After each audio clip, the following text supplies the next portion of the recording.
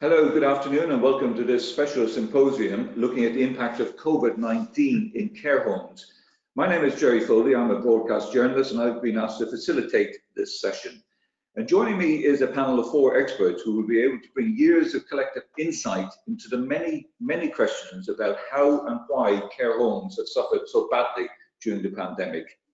Before introducing my guests, just a reminder that you can submit online questions. At the bottom of your screen, right-hand side, should be a question option there, and we'll try and put some of those questions to the panel. So, a brief introduction to the 4 panelists, after which each of them will have 3 minutes to give their overview perspective on what we are facing and have faced in the last few months. So firstly, Elena Gomes Herrera is from LSE's Department of Health Policy. She's an Associate Professorial Research Fellow at the Care Policy and Evaluation Centre, and she's also published extensively on dementia. I'm from Manchester, delighted to welcome Chris Phillipson, who's a Professor of Sociology and Social Gerontology, and he's co-director for the Manchester Institute for Collaborative Research on Ageing, MICRA. And then from Wales, we have Helena Herclots, who is that country's Older People's Commissioner, and before that, she was Chief Executive of Carers UK. And finally, from north of the border, delighted to be joined by Dr. Donald McCaskill, who is the Chief Executive of Scottish Care, which is the representative body for care organisations in Scotland.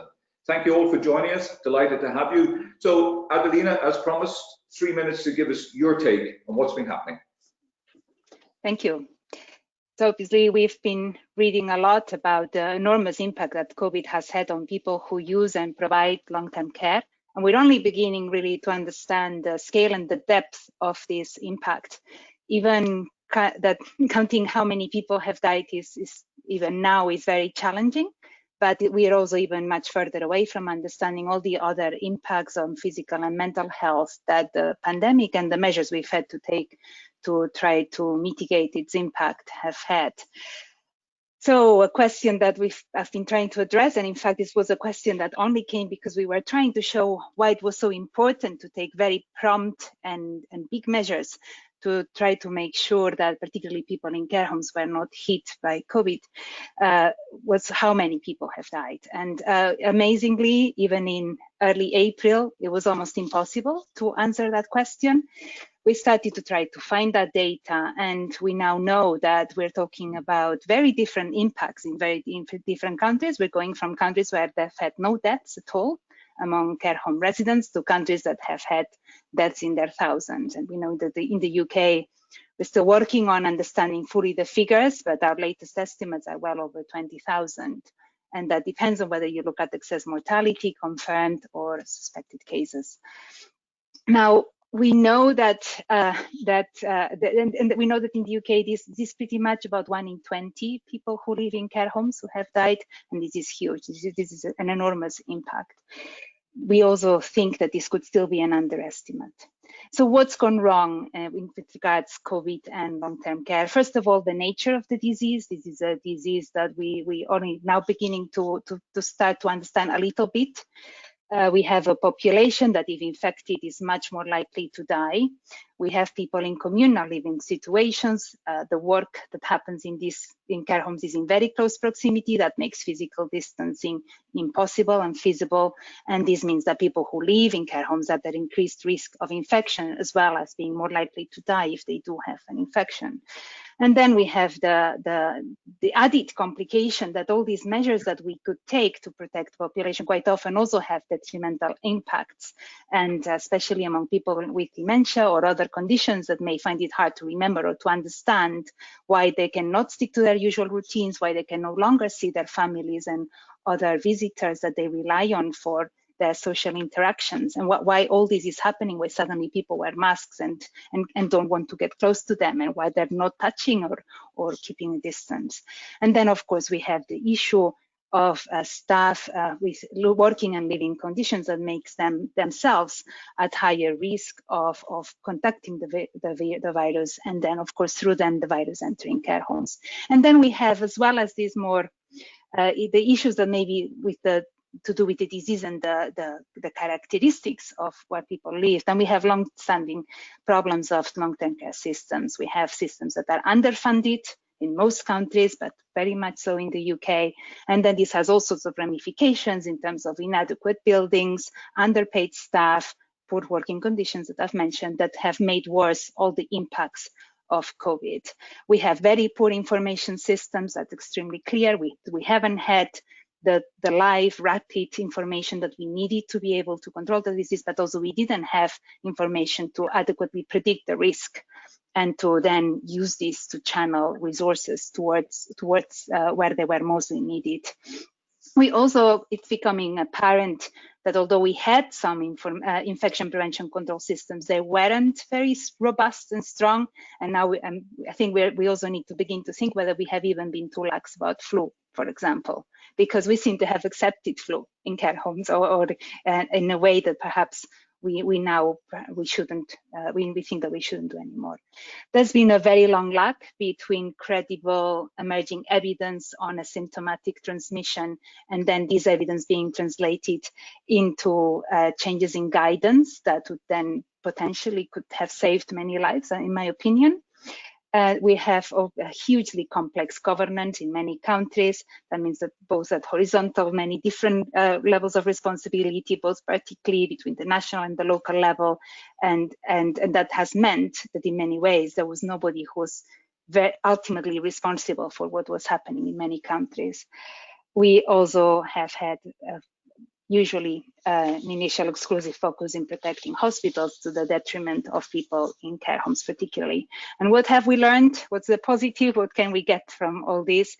Well, first of all, we can learn from this event and do much better. And Hong Kong did that, Korea did that. They experienced SARS very badly in care homes. And thanks to that, they have been much better prepared for COVID. Let's hope that this means that even the normal flu we can tackle better in the future. We also have seen that countries with good local systems, strong coordination at local level between public health, the healthcare system and the long-term care system seem to have done better. And we have to take a closer look at Denmark. Their experience is very, I think it gives hope. We also have seen that countries with intermediate healthcare facilities have also done better. That meant there was somewhere to discharge people to from hospital, for example, without putting pressure on care homes and putting them at risk. And we've seen that in Austria, Germany, some regions of Spain, this seems to have made a difference.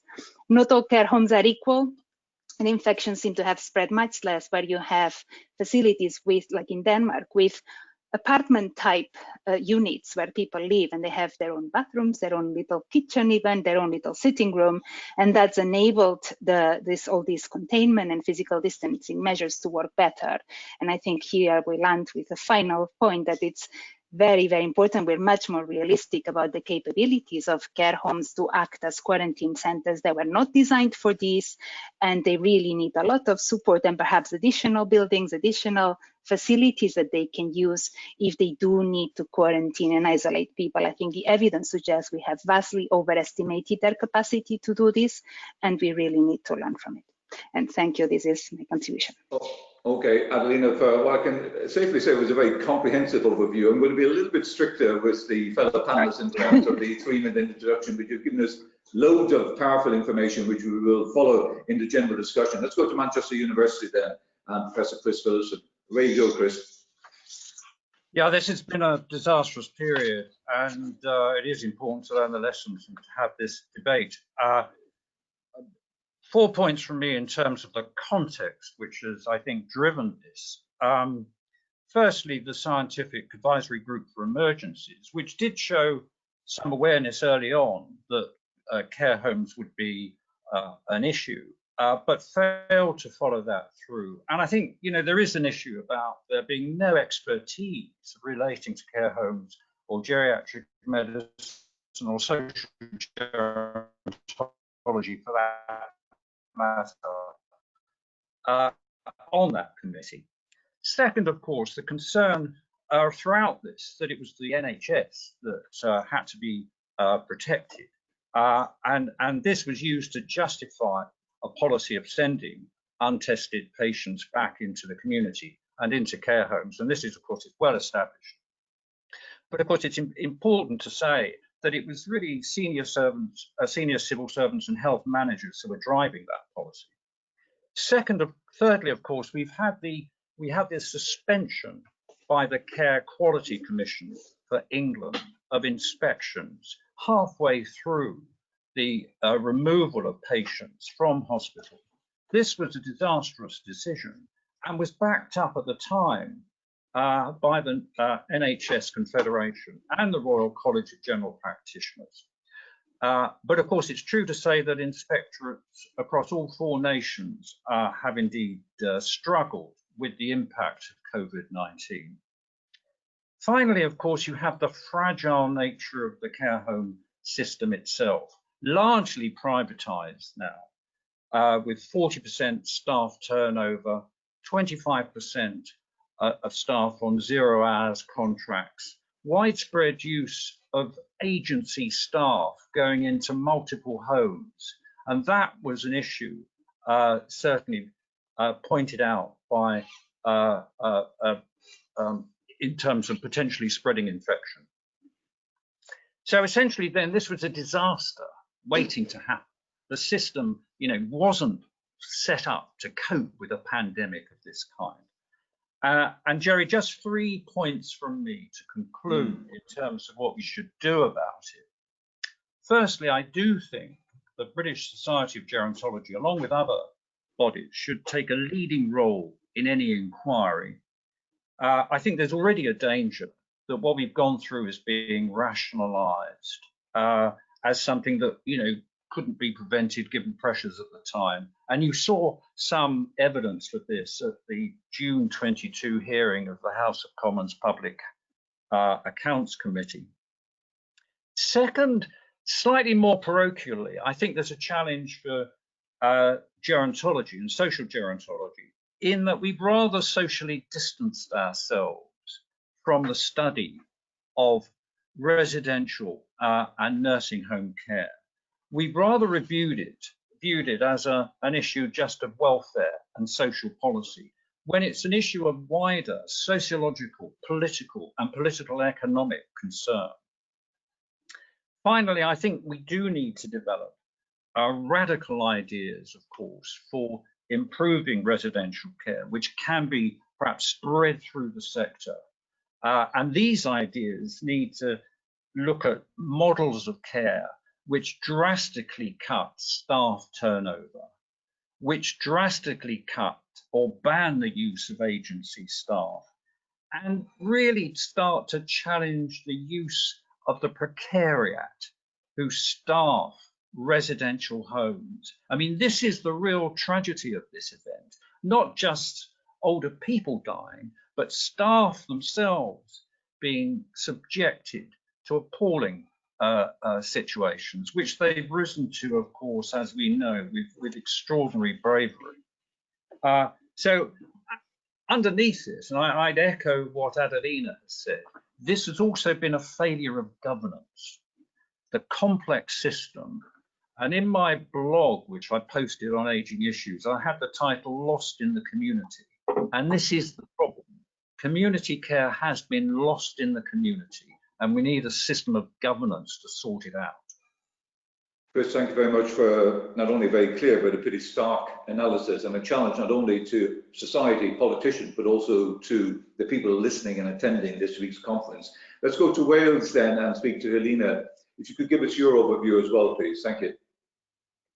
Thanks, Jerry. And first of all, it's good to be part of this session. When I look back to the late 1980s, I was running a daycare centre in a care home, and 2 evenings a week I was going off to college to study gerontology. And I joined the British Society of Gerontology, and I was a member for many years. I'm afraid it lapsed, but I rejoined last year. So it feels a real honour for me to be part of this conference and a participant in this session. I wish, though, of course, like all of us, that it was under different circumstances. And, I wish I was here today to talk about all the positive work being done with older people in Wales, of which there is much, but maybe that's for a future conference. So a word about my role. I'm the Independent Older People's Commissioner for Wales, and my role in a nutshell is to protect and promote older people's rights. The role is set out in law, and I have a number of legal powers to enable me to hold public bodies to account, Welsh Government, NHS, local authorities and others, for what they do or don't do for older people.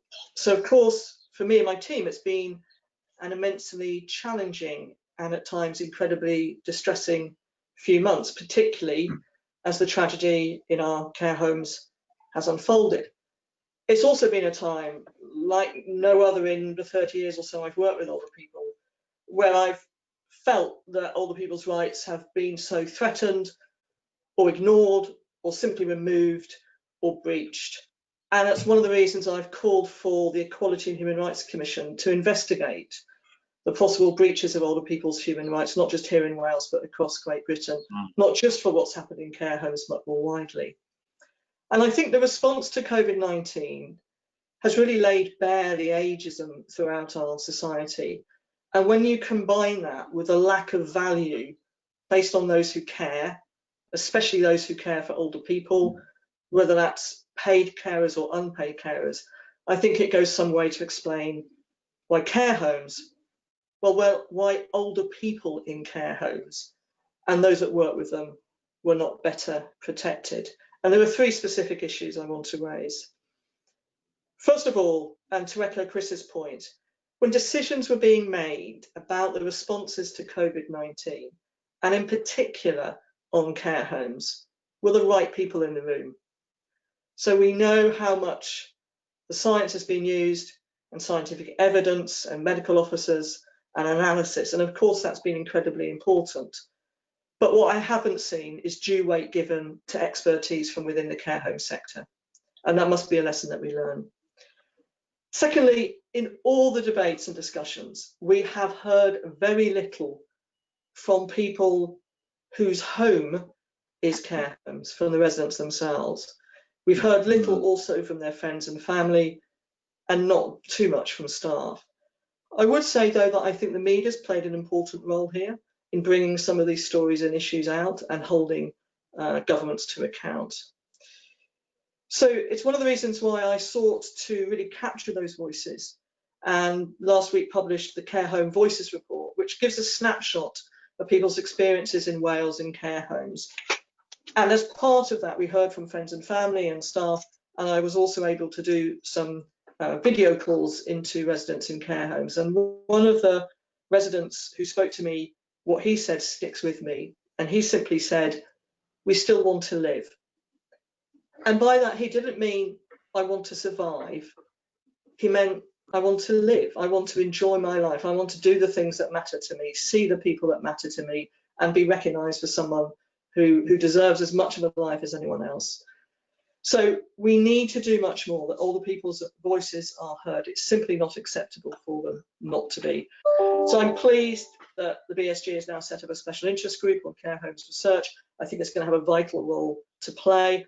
I'd also flag the very good work being done based at Swansea University, the Enrich Cymru Research Network for care homes in Wales. We should, I think, live by the mantra about nothing about us without us. And thirdly, one of the things I've called for as Older People's Commissioner is an action plan from Welsh Government on care homes to set out very clearly what it's doing to protect and support people who live and work in care homes, not just now, but into the future. And actually, I think every devolved nation in the UK needs a published action plan, because this is about public accountability. COVID-19 is still with us. We know as we look ahead, we're likely to have a flu pandemic potentially and winter pressures. So we have to learn the lessons really quickly, right now, and apply them. We must make sure that older people's rights that have been removed from things like the Coronavirus Act need to be reinstated as quickly as possible. Let us be under no illusion, the coming months will be as challenging as the previous months, although the challenges will be different. And the voice and contribution of the British Society of Gerontology will matter. And finally, I would just say this, you know, the full story of COVID-19 and care homes has not yet been written, and we can still and must determine the ending. Excellent. And could I recommend to everybody to look at your website and to read the snapshot, the voices from people who are patients working. It's a very powerful document. Donald, you can fill us in now on behalf of Scottish Care, the situation north of the border, please. Thanks, Jerry. One of the problems of following last from these distinguished voices is that I may not have much to say, but I'll try anyway. I think the first thing to say is that the truth of January remains the reality of July. In other words, the faults and failings, the fragility of the care home sector and social care in general in January, which people like I could not find anybody willing to hear, have now been rediscovered in painful reality. So we've been blessed or cursed with politicians who were deaf to hearing the voices of complaint and concern in January, and how now have suddenly discovered their voice. But that culpability is all our culpability. It is the responsibility of a society who, in the last general election in December, considered social care to have been the 18th out of 20 priorities. So let us not escape our mutual culpability for the failures which Helena has outlined. I said at the beginning in a Newsnight programme in early March that the way in which we deal with coronavirus will be an illustration of whether or not we were an ageist society, would illustrate whether or not we upheld the human rights and dignity of older people. On both counts, we have been substantially found fault and failing. Even today, as we think about the pubs reopening on the 4th of July in England, we are more concerned about having a jar than we are about the thousands who are sitting in solace, who are mourning and grieving for the reality that is now their lives. So I could say that things have been done differently in Scotland. I think, and we will undoubtedly explore this, we will discover that where Scotland went wrong was where it listened to the Four Nations approach. The failure to test, the failure to provide adequate support for staff who were not used to dealing with a pandemic of this nature, and so on. But again, January's failures have been present throughout. Some of my members talk about a degree of clinical abandonment, where primary care could not be seen but for the dust as they ran away from the care home sector. Now, whilst alongside that, there have been tremendous examples of in-reach, of support from palliative and end-of-life specialists, from GPs and pharmacy, we cannot escape around the United Kingdom the abandonment of the care home sector by primary care and critically by secondary care. So the society has to ask itself, where was the society in the prioritisation of care homes last year, the year before? Nowhere, might I contend. We have to, as Helena articulates in her report, listen to those whose homes these are. We have, I think, to understand that we have potentially created a fundamentalism around infection prevention and control, which is not possible to be adhered to by individuals with diminishing capacity and neurological ability, because 90% of people in a care home in Scotland live with dementia. We have to find a better balance between protection and care and enabling life rather than simply existence. And we are some distance, even now, from finding that balance. Thank you. Thanks, Donald, for an excellent and very powerful contribution. I think across all four of the panelists, you get the clear indication that, as it has been for so many years, the care sector has been the forgotten sector, and the emphasis put on protecting the NHS, which obviously had to be protected, but at the expense, it would seem, of practically everything else. And going back to you, Chris Wilson, who was in the room? Were there any experts from the social care sector who could actually give their voice at the right moment when key decisions were being taken? So we've lost you. Well, I think that's difficult. I mean, I think Yeah. one of the problems. Sorry? No, go ahead. I think that's difficult. I think one of the problems with the sector is that it is very fragmented. And of course, the big elephant in the room here, which none of us mentioned, I think Chris, we may come back to you in a second. We're breaking up a little bit. There are If I can hold you for a second, actually, and perhaps private equity firms are very. Yeah, if I could come back to you in a second, hopefully the line will be a little bit stronger. But I'm going to go to Adelina, because you've looked at the comparison internationally and you helped to produce a report which showed that the death rate in UK nursing homes, care sector, about 1 in 20, you said, was second only to Spain in terms of how awful it was, but way ahead of our continental partners. Is that down to structural failings? As Donald said, where we started in January is where we've ended up in July. The same failings were there from the beginning. I think we've seen two things. One is that if you fail to control COVID in the community, there's no way you're going to, the idea that we were somehow going to protect those who are more vulnerable and they wouldn't get it was a failure. So this strategy, the herd immunity strategy, wasn't going to work. It was going to have a terrible impact on those who are more vulnerable to this particular virus. And that's very clear. So we can see that the countries that had large mortality in the wider population, a huge part of that was among people who lived in care homes. So those are the countries where you see thousands of deaths of people who lived in care homes. And we can split the hairs about the actual numbers. It's very complicated. The data is messy, but the differences are so big that you have to acknowledge that there are countries where we have clearly seen thousands, countries where we've seen 0 deaths. And that means that very different things are happening, both in how the virus is controlled in the wider population. And if you control it in the wider population, you're automatically protecting those who have more vulnerability to this virus, who are particularly people in care homes, but also other people with conditions who are very susceptible. The second one is that we can see examples from the more case studies and more detailed evidence. So you're looking here at another type of evidence, more the studies of what actually happened, of examples, and we're beginning to find examples of where the transmission within a care home was stopped, where you had a member of staff who was positive and immediately things got into place and the infection didn't go any further within that care home. And then you see other examples, usually mostly from the US and the UK, unfortunately, where you see 20, 30, 40 people contracting the virus. And we really need to understand what are the differences and what was different. And I think for me, a big part seems to be this overestimation of the capacity of care homes to just be able to magically become isolation centers overnight, where we don't have the right physical structure, we haven't had the right training, we didn't have the right equipment, and we didn't have the capacity to test mobilized quickly enough. And hopefully these are all things that we can learn.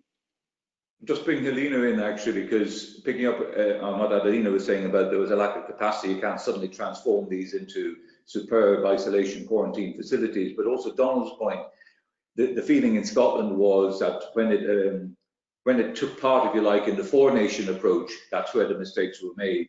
The more devolved decisions were better. Is that the experience in Wales, do you think, that when you look across the border to England, you can see failings there at a public health sector level, which perhaps weren't replicated as much in Wales? I think it's quite mixed. I mean, I think the Coronavirus Act, which really reduced or allowed local authorities to ease off on their duties under the Care Act in England and the Social Services and Wellbeing Act in Wales. So that was a bit of Westminster legislation. I think it should be repealed in relation to social care. However, I think in Wales, we were likewise slow to test.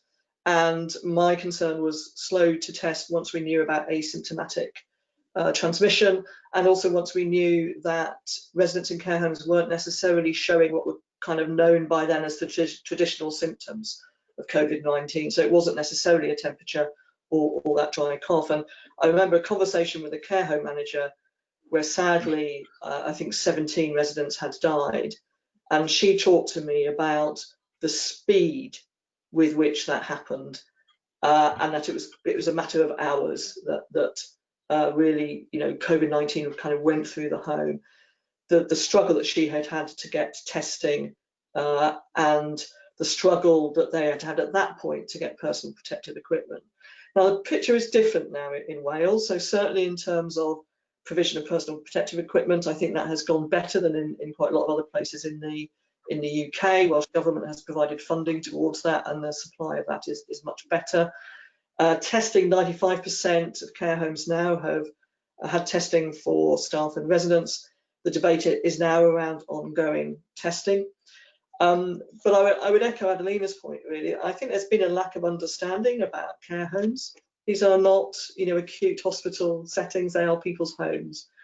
And I think that support needed to come around much more quickly in terms of infection control support.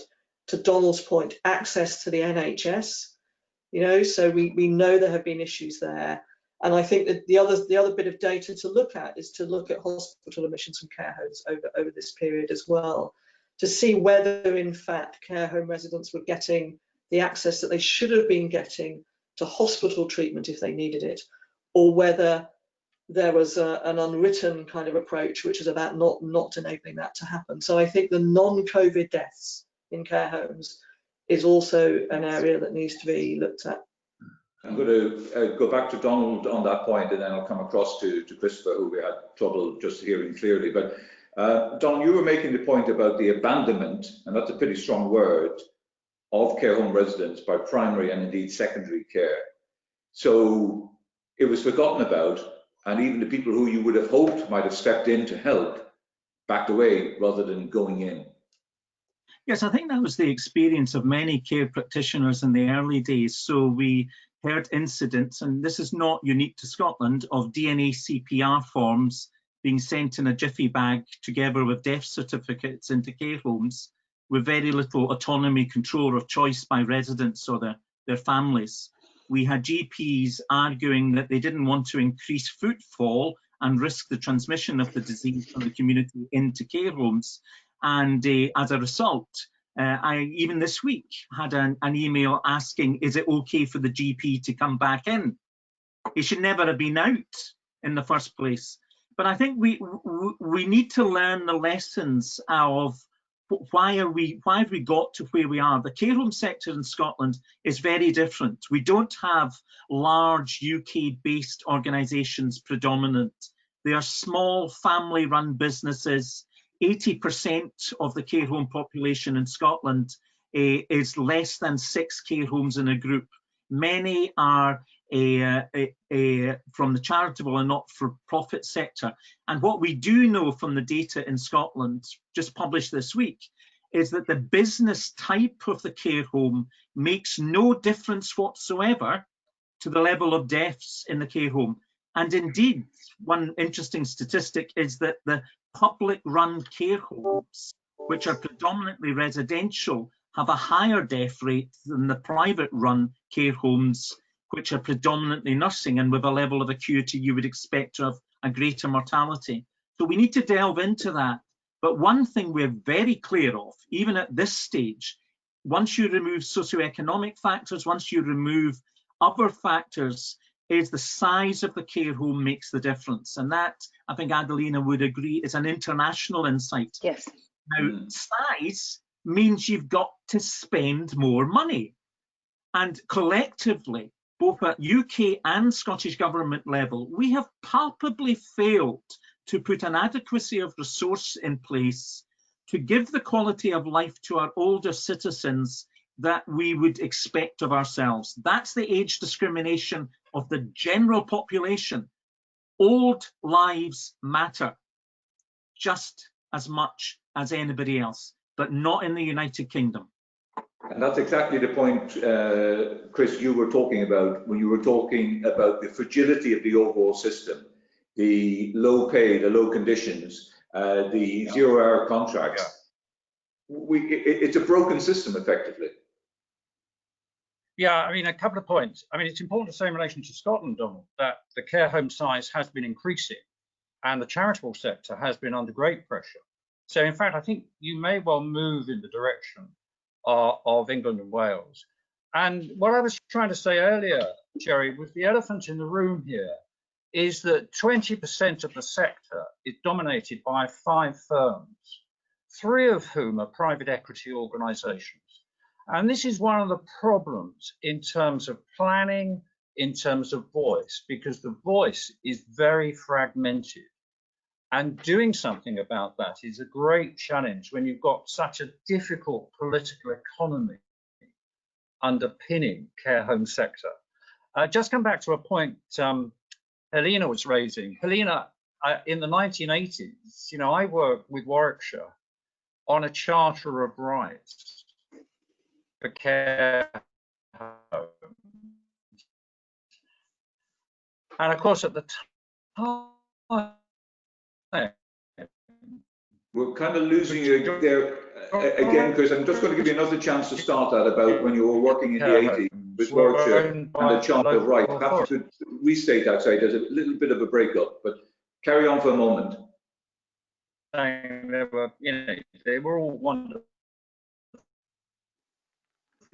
No, I think we're going to say, Chris, I'm afraid I'm going to have to hold you there again, partially because there seems to be a wee bit of a delay. But Helena, you mentioned in your introductory remarks also about what you saw as a potential breach of basic human rights for older people, not only in care homes, but across society, which I think is something that Donald has been referencing as well. Yes, if we look at, you know, right from the beginning of the pandemic, I mean, you know, the way it was described quite a lot was this something that was only affecting older people. So I think that sort of ageism in the way it was first of all described, the very quick way in which I think rights have been removed or ignored, the issue that Donald raised about people being issued with do not attempt CPR notices, really without the proper discussion or consideration of their rights. And the appalling number of people who have died in care homes.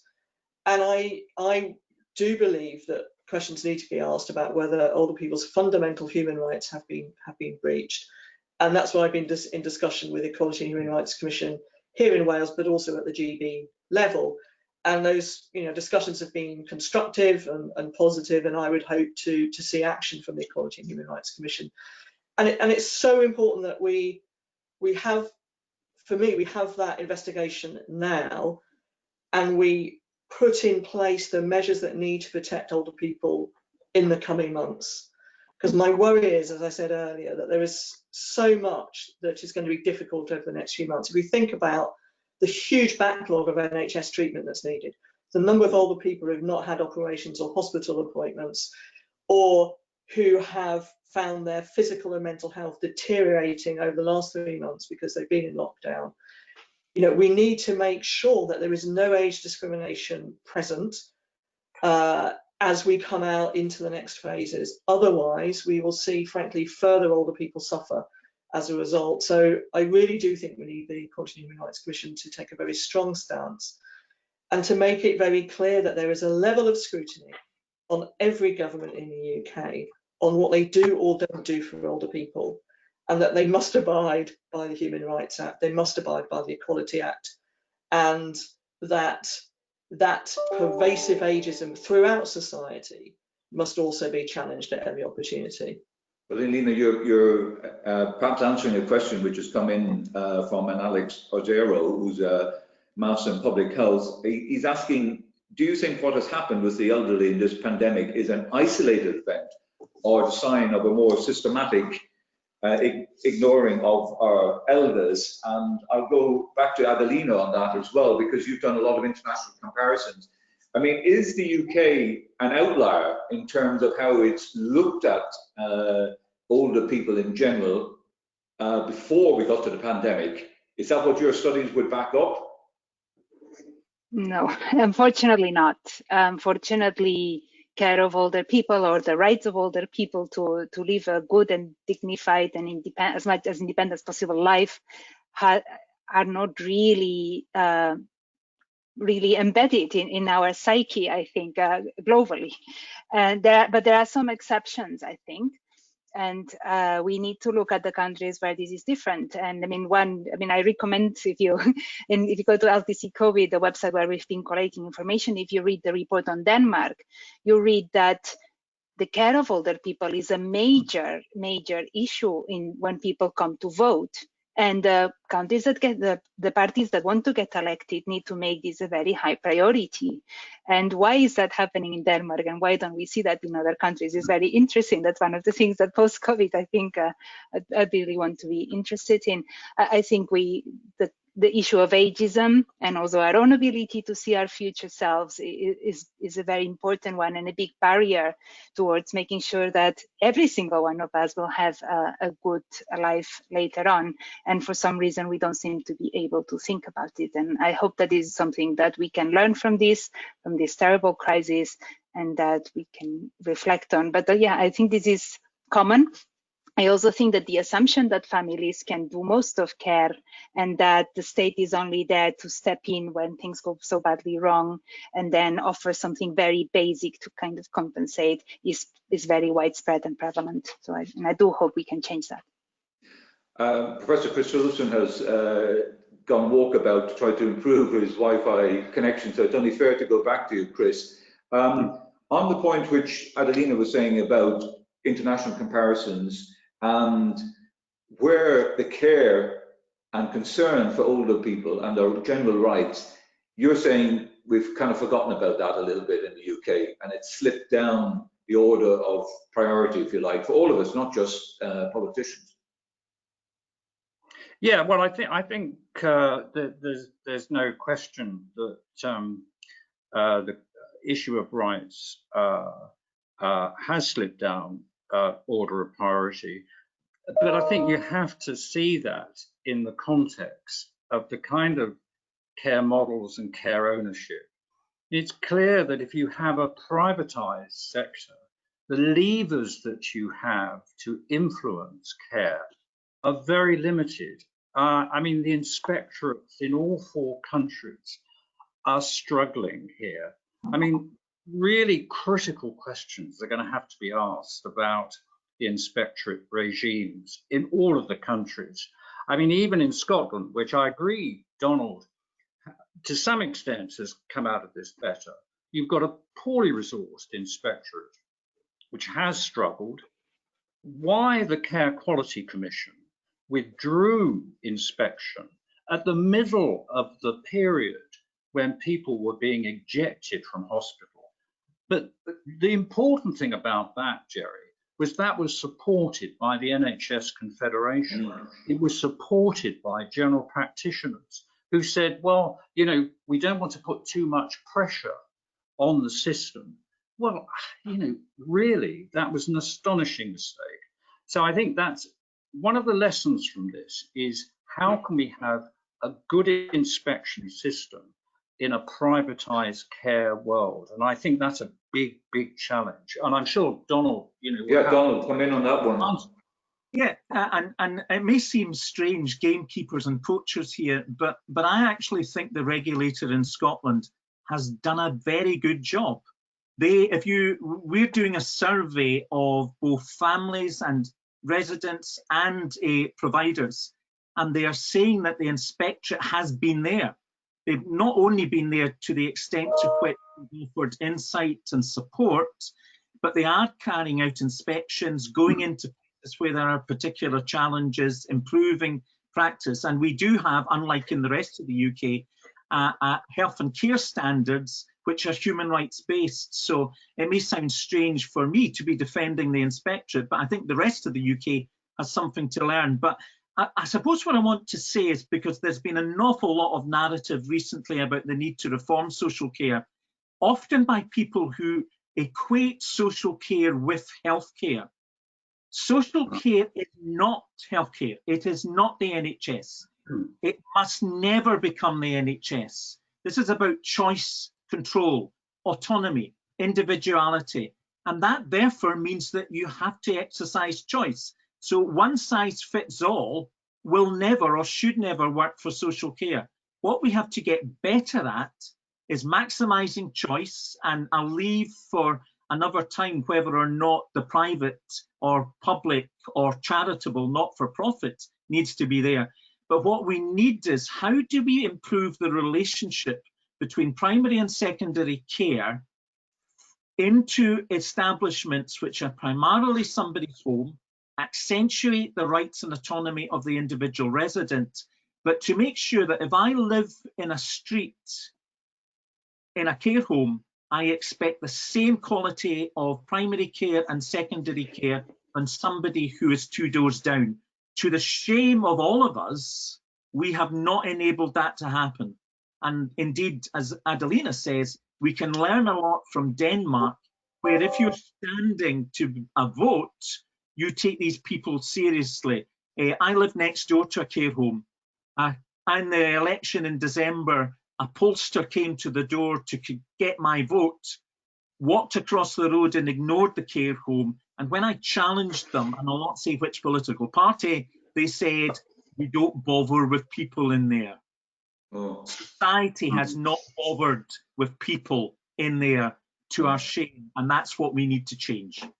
I think that's a very, it's quite a shocking story you tell, but it is also so true. And I want to go back to Helena. I mean, the clear sense is it's been a bleak, terrible 6 months, but is there now an opportunity to reset the national dialogue, to have proper engagement? Because Donald was also making the point that politicians who didn't want to hear in January suddenly want to hear. So is it, as a society, as well as your expertise, the opportunity to push when the door is open, and indeed for the BSG itself to play a prominent role in that discussion, as Chris was arguing for in his opening remarks? Helena. Yes, I think so. I mean, well, and it has to happen. So, you know, we don't have time to waste. I think that's the first thing to say, is that, you know, as we speak today, there are people still struggling in care homes. There are people who have not seen their friends and families for a long time. And we know that all governments now are looking and working on what to do. And you know, Welsh Government is working very hard on this with Care Inspectorate Wales and others.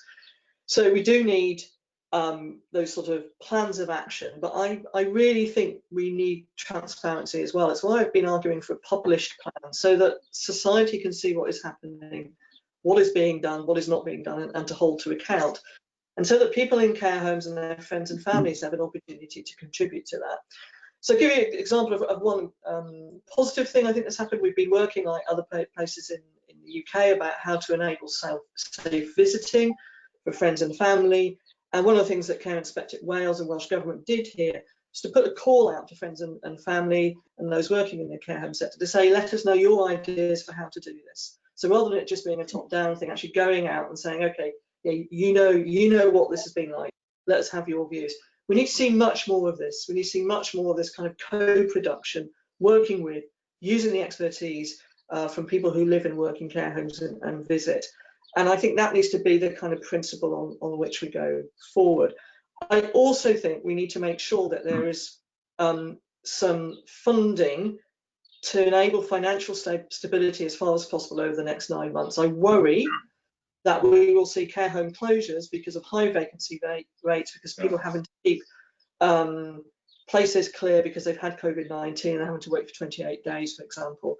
And you know, if you combine that with winter, there's a real danger of two things. One, that care homes close, and we know that when care homes close and older people have to move, levels of mortality go up.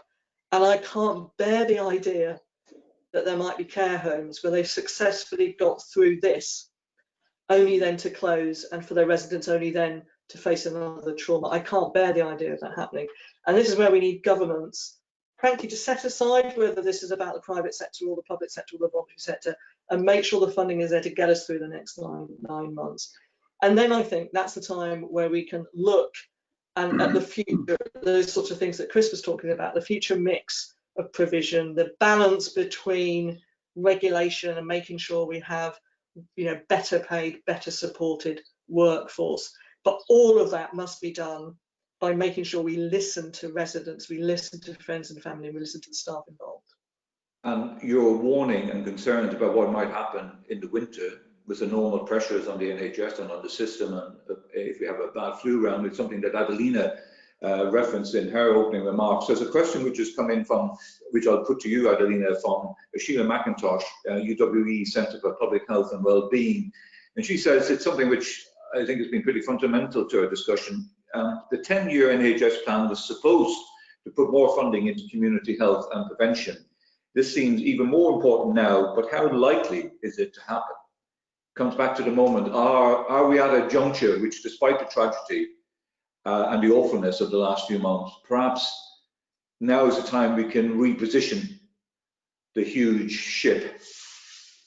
I think we've never had, sadly, we have got to a position where we actually do have the biggest opportunity ever to lobby and to argue and to make the case for this, not only for this to happen, but much more needs to happen. And I can't answer very specifically about this plan. I mean, I should say that I've mostly been working on other countries than the UK, so and I don't know whether others in the panel maybe. Well, let's bring Chris back in, because it's something you feel very strongly about.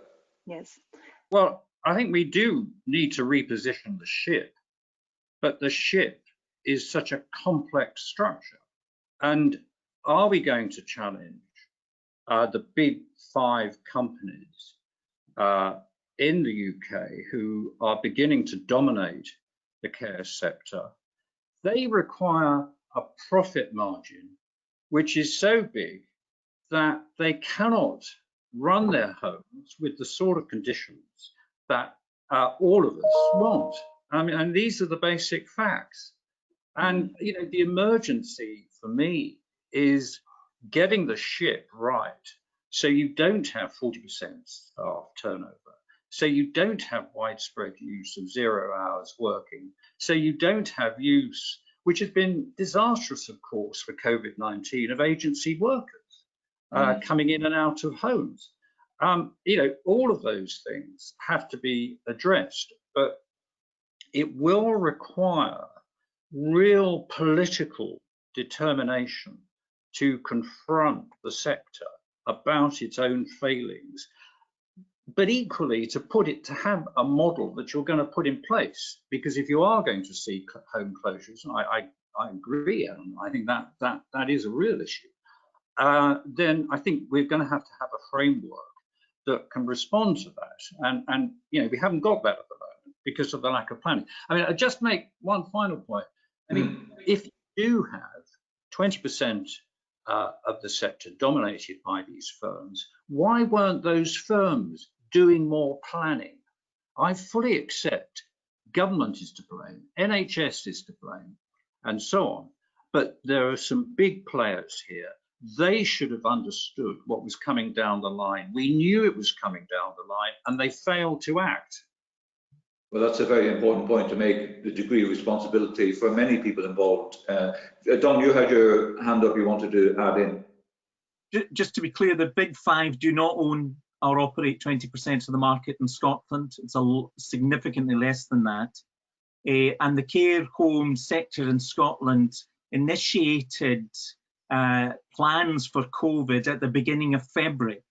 But that fell on deaf ears in terms of the political leadership, and there's clear evidence which will come out in the parliamentary review.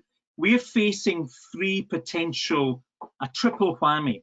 One is the resurgence of COVID, because unlike those celebrating the 4th of July, I know it's still there.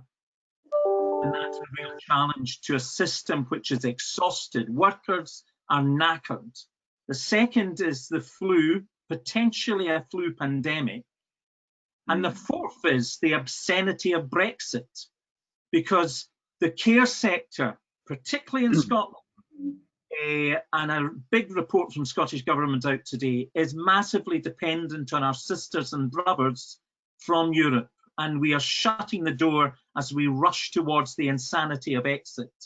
And the last observation I would make is that I wonder if we would be here if instead of 86% of social care workers being women, many of whom have had a limited or poor educational opportunity, many of whom live in work poverty. And in Scotland, we don't have 0 hours contracts in care homes because the Scottish living wage is part of a national contract, because fees are negotiated nationally, not locally. But even despite that, we have not just age discrimination, but gender discrimination. If this was a workforce 86% male, we would not have the shameful social care sector that we do have. And the culpability for ageism, sexism and discrimination belongs to all of us on this call as much as it does to those who we choose to select as our politicians. The gender issue, Helena, you had your hand up during Donald's overall contribution there. We've got about 4 minutes left, so fairly brief summations, please. Yeah, so I just wanted to pick up on the point that Chris was making, really. I think Wales and Scotland are different in terms of the care home market. We were not dominated by those big care home providers. And certainly, you know, when I think about the care home providers I know in the private sector, they're quite often family businesses started by people with a passion for it. So I think when we talk about private sector market, we need to understand the huge variation within that. I would agree with Donald's point. You know, I spoke in my opening remarks about the lack of value placed on care, whether paid or unpaid, and that absolutely has to do also with the fact that it's largely women that do that. And in terms of the future, Welsh Government were already looking at the future of social care, the future funding of social care and the future investment of it. And they have, in comparison with England, protected social care more in terms of dealing with austerity. So I would be positive about Wales taking future action on social care. I think the challenge is the recession that's about to hit us all. And the challenge will also be about, for me, I think there needs to be parity between social care and the NHS. And as long as social care is always seen as kind of somehow the second-class citizen, I fear these problems will remain. So we do have an opportunity here in Wales. And we also have, fundamentally, I think it's a country that believes and values human rights. And I hope, and I will do what I can to make sure that the failures around older people's rights in recent months turn out to be a very, very temporary thing, and we get back to a position of driving through the importance and value of older people's rights. And I just want to bring Adelina back in. It's been referenced and mentioned across the discussion, but how frightening an experience this has been for people with dementia, not understanding why this is happening. And you've looked at this internationally. I mean, that's a particularly distressing aspect of the whole pandemic. Yes, and we published an article yesterday by Aida Suarez Gonzalez looking at the impact. We have some emerging evidence already. So we were saying until very recently that we expected this to be the problem. Now we begin to have some academic studies showing that there has been a big impact on the well-being of people with dementia, their cognition, their functioning, and also we've seen a rise in prescription of antipsychotics, unfortunately. And so we know that this problem that we were anticipating has happened, but we also have some good examples of what she calls more compassionate approaches to isolation. And I think we can do better. I mean, we know we'll have to keep using these instruments of having to physically distance people, but we can do much better in how we deploy them and how we use them. And I'd like to finish by saying how important it is to have local level information about the spread of COVID. So if we know we have local cases, then the care homes in that area should have very early notification. That's when we really need to mobilize testing, when we have local spread. It's testing in areas where there's no transmission at all is not very helpful, but if you really focus on where you have some initial outbreaks. Just frozen there right at the end, but making the point about the importance of real-time data. Yeah, she's back. So listen, can I just say a warm thank you to a wonderful panel, giving us plenty of food for thought, which all of the delegates attending this virtual BSG conference this year. So thank you to Professor Chris Phillipson from Manchester University, to Dr. Donald McCaskill from Scottish Care, from Adelina Gomes-Herrera from the LSE Department of Health Policy, and of course from Helena Herculots, who is the Older People's Commissioner for Wales. My name has been Jerry Foley. Thank you for joining this special symposium on COVID across the home care sector. Thank you for joining us, and speak to you again sometime. Good afternoon. Bye. Good now.